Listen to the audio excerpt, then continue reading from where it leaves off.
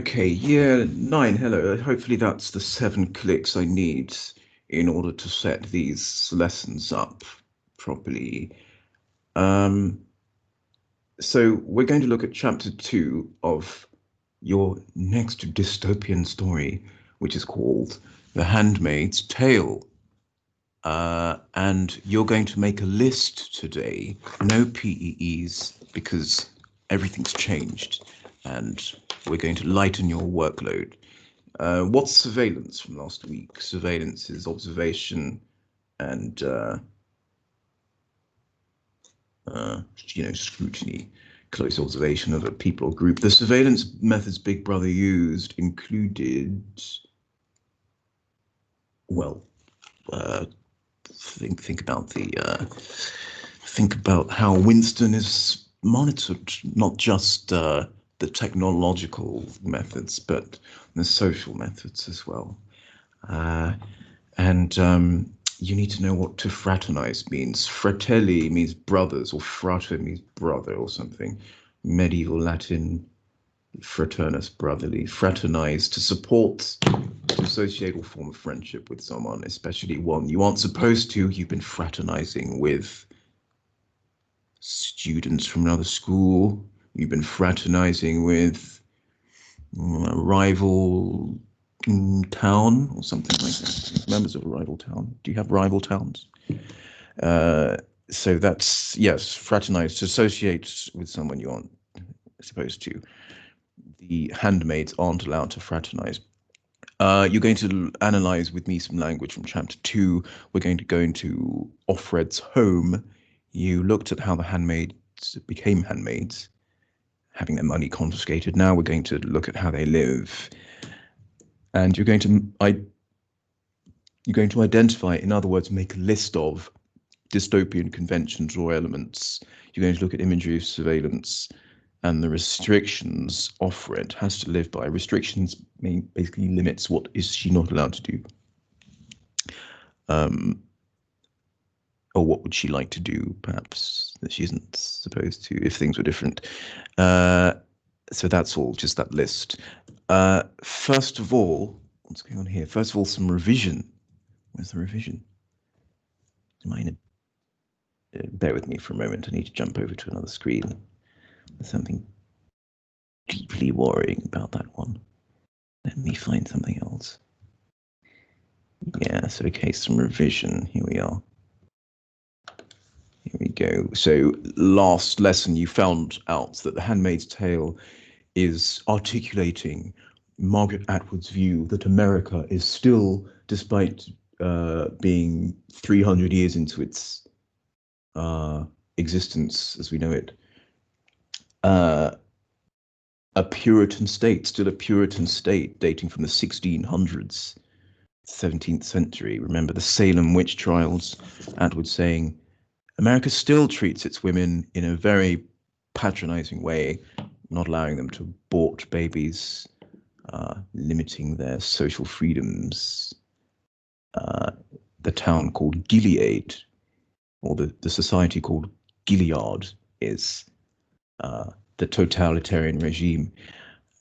Yes, we learned a bit about Margaret Atwood and her views on how this is a science fiction, a dystopian science fiction story along the lines of Brave New World, 1984, those cautionary tales about genetic engineering and fascist states, totalitarian states. In this case, it's a story about how global warming leads to infertility and leads to restrictive lifestyles for women. And women who look like this, they need to dress as nuns, behave like nuns, be obedient, and socially restricted. We're going to look today a little more about what restrictions they're placed under. Margaret Atwood believed that in America and Brazil, the Philippines, are states that exist in some ways similar to Gilead runs, in that they limit social freedoms for women. She says that no story she writes doesn't exist in some way, shape, or form, or has existed in some way, shape, or form.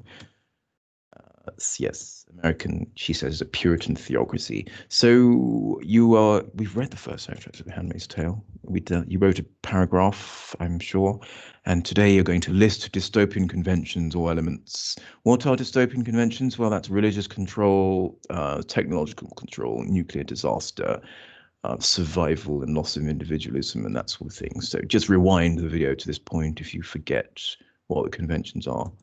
And let's jump over to chapter 2 to look for those dystopian elements. So let me find my way out of this program and find my way in to something else. And I'll try and figure out a quick way of doing this one day, I'm sure.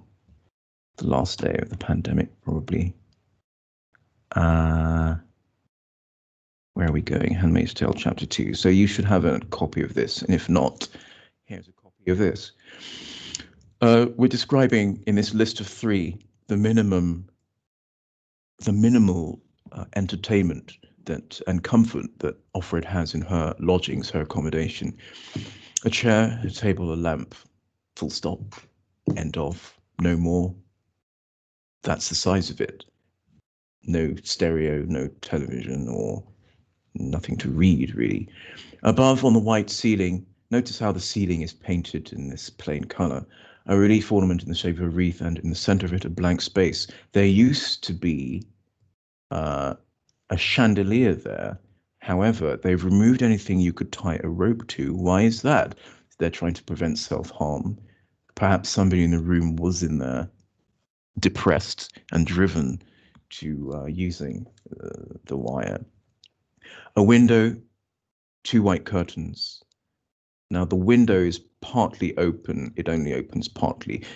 The air can come in and make the curtains move. Sunlight comes in.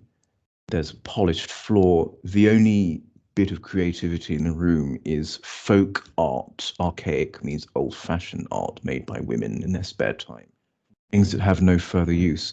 A return to traditional values. Interesting bit of doublespeak here. Traditional values, basically taking things that aren't used anymore, perhaps paper from books.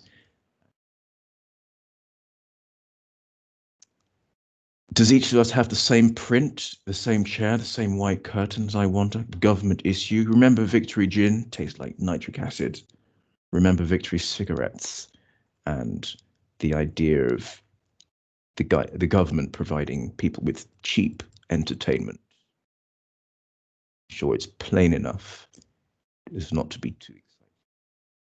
Suitable for affordable for the state. Think of it as being in the army, said Aunt Lydia, who is a sort of head nun. This is an interesting structural point. At the beginning of the next 5 paragraphs, I've highlighted the first word or two. A bed, so a chair, the bell. I get up out of the chair. It's almost like a sort of Samuel Beckett style, or it's a style of repetitive minimal play, isn't it? Just a bed, chair, bell.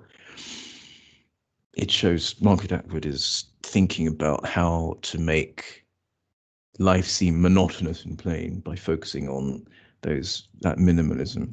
So she has a single bed because she has to turn her reproductive talents over to someone called the commander, who's the man of the house. Thought must be rationed.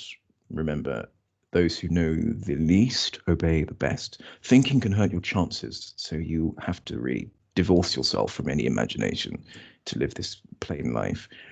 Kind of conscious dementia, I suppose. She's allowed to think for herself. I know why there's no glass in front of the watercolor picture, and why the window only opens partly, and why the glass in it is shatterproof. So again, they're trying to prevent self-harm, and they're imprisoning you. The window only opens partly. But if she did escape, remember you're making a dystopian list. We wouldn't get far. It's those other escapees, the one you can open in yourself, given a cutting edge. Okay, well, wouldn't get far because we'd be tracked down. Um, let's see. Now there's a chair, sunlight, flowers. The bell measures time, so her life is dictated by a series of time stamps measured out by bells. And then she talks about this. I forgot to mention this. The window only opening part way, her being stuck upstairs in the attic, is similar to this fairy tale conceit, or like, you know, those princesses that end up in towers, Rapunzel, or the Lady of Shalott that you might have remembered from year 7, the one who has to sew. She's almost cursed, isn't she? Being a handmaid is supposed to be a privilege. However, life looks pretty dull. I get out of the chair, advance my feet into the sunlight. Bit of symbolism there in their red shoes, flat heels to save the spine and not for dancing. Offred wears this very plain outfit, so she hides the curves, her feminine curves, in order to curb male excitement, as Atwood said, or something, or male lusts, or something like that. I pick them up, I pull them onto my hands, finger by finger, so she has to wear red gloves, a skirt ankle length, gathered to a flat yoke that extends over the breast. The sleeves are full, shapeless, formless, so just anonymous and I suppose undesirable. She does actually find herself wearing this dazzling silk dress a little later on the way to a party, and her obsession with color comes out when she's describing this Oriental style dress. So Margaret Atwood is getting you ready for the focusing on the way things look. The door of the room is not locked. She has no privacy. In fact, it doesn't shut properly. I go out into the polished hallway, which has a runner down the center, dusty pink. Like a carpet for royalty, it shows me the way. Now we curve into this quite handsome-looking house where the commander and his wife live. She's the handmaid and has to have their baby. It's a late Victorian house, a family house, but of course there's no family there. It's an infertile couple. A sitting room in which I never sit, but stand or kneel only. She has to kneel sometimes. At the end of the hallway above the door is a fanlight of colored glass, flowers, red and blue. White wings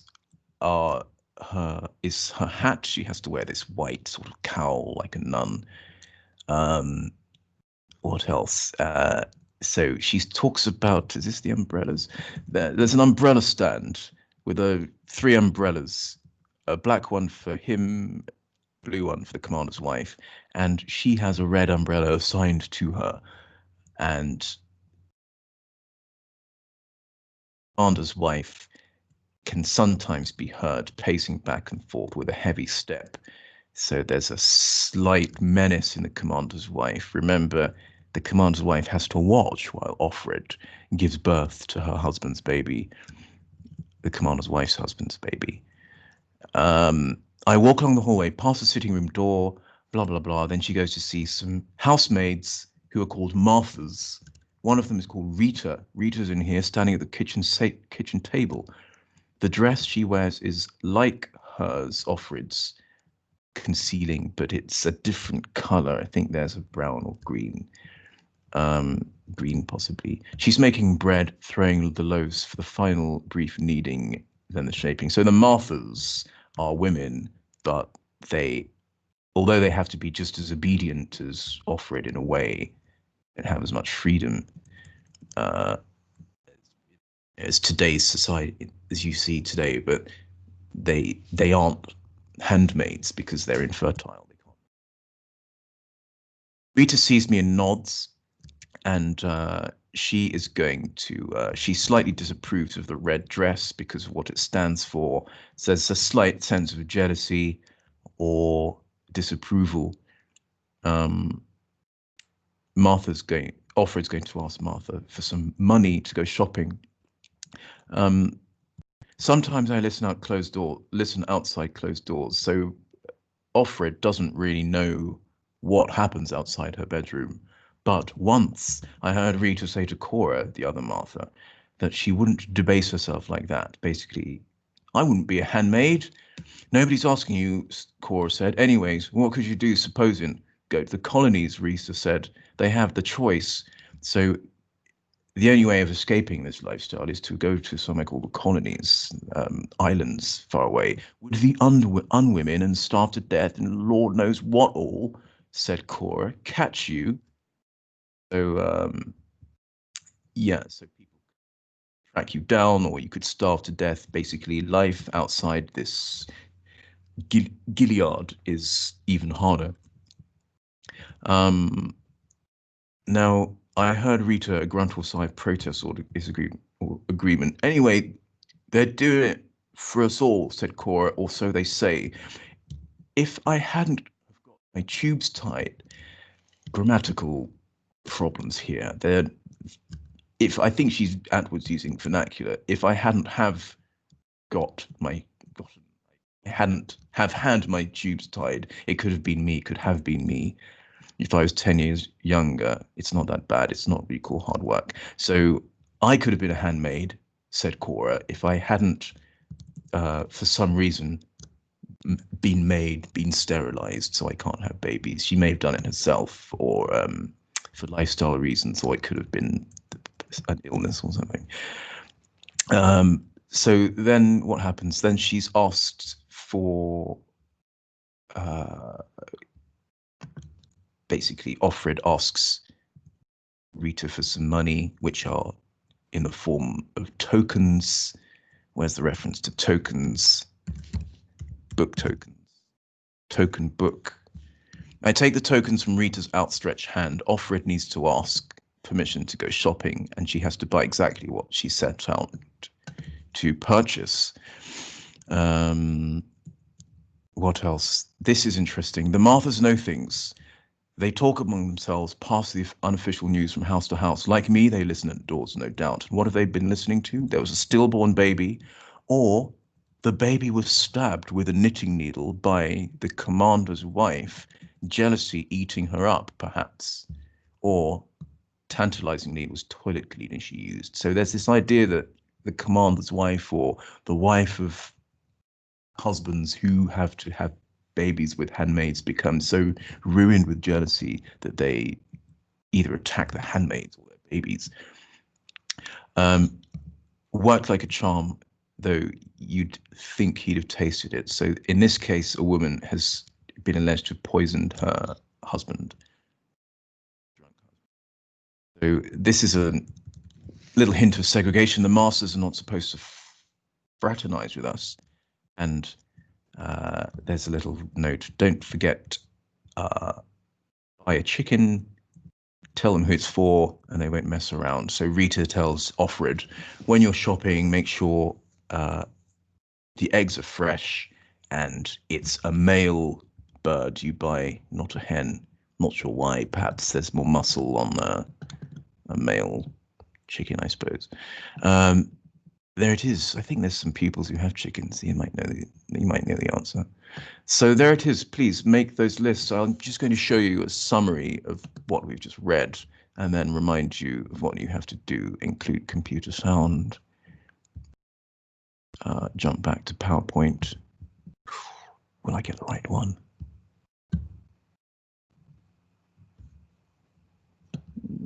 Possibly.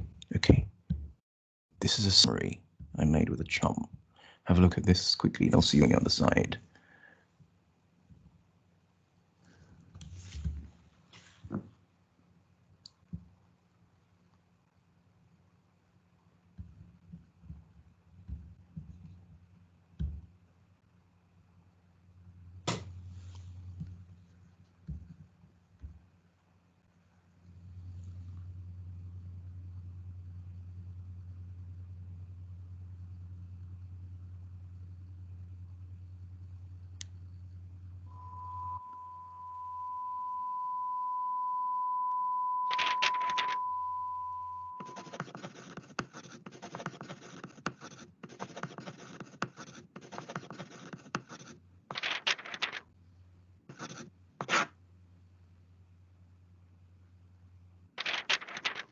chair, a table, a lamp. They've removed anything that you could tie a rope to. A bed, single. Time is measured by bells, like it is in nunneries. There are few mirrors. It is a large family house. In the umbrella stand, a black umbrella for the commander, a blue one for the commander's wife, and a red one for me. I'm supposed to have their baby. Obviously, jealousy can be a problem.